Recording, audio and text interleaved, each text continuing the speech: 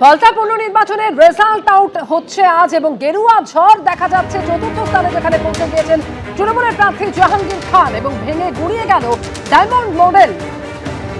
এবং যেটা জানা যাচ্ছে ইতিমধ্যে 20 রাউন্ডের গণনা শেষ হয়েছে। 20 রাউন্ডের গণনার শেষে বিজেপি প্রার্থী দেবাংশু পান্ডার ঝুলিতে গিয়েছে 1,45,063টি ভোট এবং বিজেপি প্রার্থী লিড পাচ্ছেন 1,04,487 ভোটের।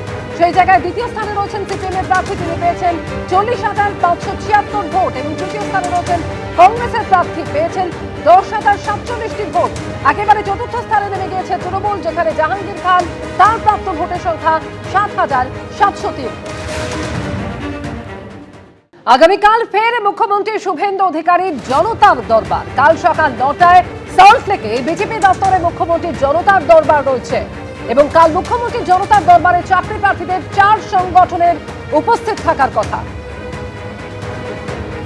আগামীকাল ফের মুখ্যমন্ত্রী শুভেন্দু অধিকারী তিনি জনতার দরবার করতে চলেছেন। শিবাশিস মৌলিক এই মুহূর্তে আমাদের সঙ্গে রয়েছেন। শিবাশিস, এর আগেই আমরা দেখেছিলাম প্রথম জনতার দরবারে বিজেপির দপ্তরে বসে সাধারণ মানুষের অভাব অভিযোগের কথা শুনেছিলেন মুখ্যমন্ত্রী। আগামীকাল ফের তিনি জনতার দরবার করতে চলেছেন। একদম তাই। দেখো, গত 18ই মে রাজ্য বিজেপি দপ্তরে সোমবার তিনি একটি জনতার দরবার করেছিলেন মুখ্যমন্ত্রী শুভেন্দু অধিকারী এবং তারপরে কিন্তু ফের একবার জনতার দরবার করা হচ্ছে। মুখ্যমন্ত্রী শুভেন্দু অধিকারীর জনতার দরবার করা হচ্ছে রাজ্য বিজেপি দপ্তরে এবং সল্টলেকের রাজ্য বিজেপি দপ্তরে আগামীকাল সকাল 9টায় এই জনতার দরবার হবে, যেখানে উপস্থিত থাকবেন খোদ মুখ্যমন্ত্রী শুভেন্দু অধিকারী।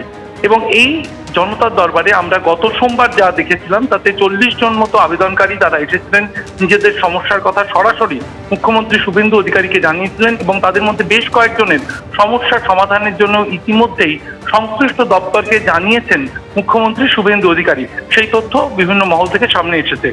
আগামীকাল যে জনতার দরবার হতে চলেছে সেখানে মূলত 4টি বঞ্চিত চাকরি প্রার্থীদের সংগঠন, বিভিন্ন ক্ষেত্রে যে চাকরি প্রার্থীদের বঞ্চনার অভিযোগ গত 5 বছরে, গত 10 বছরে উঠে এসেছে, সেই বঞ্চিত 4টি চাকরি প্রার্থীদের সংগঠন তারা কালকে তাদের সমস্যার কথা নিয়ে আসছেন মুখ্যমন্ত্রীর দরবারে। তারা মুখ্যমন্ত্রীর দরবারে যোগাযোগ করার জন্য বিজেপি দপ্তরে ইতিমধ্যেই যোগাযোগ করেছেন। আগামীকাল মুখ্যমন্ত্রীর সামনে তারা আবেদন করতে চলেছেন যাতে নবান্নে আধিকারিক স্তরে একটি উচ্চ পর্যায়ের বৈঠক ডাকেন মুখ্যমন্ত্রী শুভেন্দু অধিকারী এবং সেখানে তারা তাদের সমস্যা সমাধানের জন্য মুখ্যমন্ত্রীর সামনে তাদের বক্তব্য পেশ করতে পারে। ফলে আগামীকালকের যে মুখ্যমন্ত্রী জনতার দরবার সেদিকে তাকিয়ে রয়েছে বিভিন্ন মহল। অমৃতা, ধন্যবাদ শিবাশিস তোমাকে। কাল ফের মুখ্যমন্ত্রী শুভেন্দু অধিকারী তিনি জনতার দরবার করতে চলেছেন এবং শপথ নেওয়ার 9 দিনের মাথাতেই আমরা দেখেছিলাম তিনি প্রথম জনতার দরবার করেন এবং সেখানে সাধারণ মানুষ তাদের অভাব অভিযোগের কথা জানিয়েছিলেন। আগামীকাল সকাল 9টায় সল্টলেকে বিজেপির দপ্তরে মুখ্যমন্ত্রী ফের জনতার দরবারে বসতে চলেছেন এবং সেখানে জনতার দরবারের চাকরি প্রার্থীদের 4 সংগঠনের থাকার কথা রয়েছে।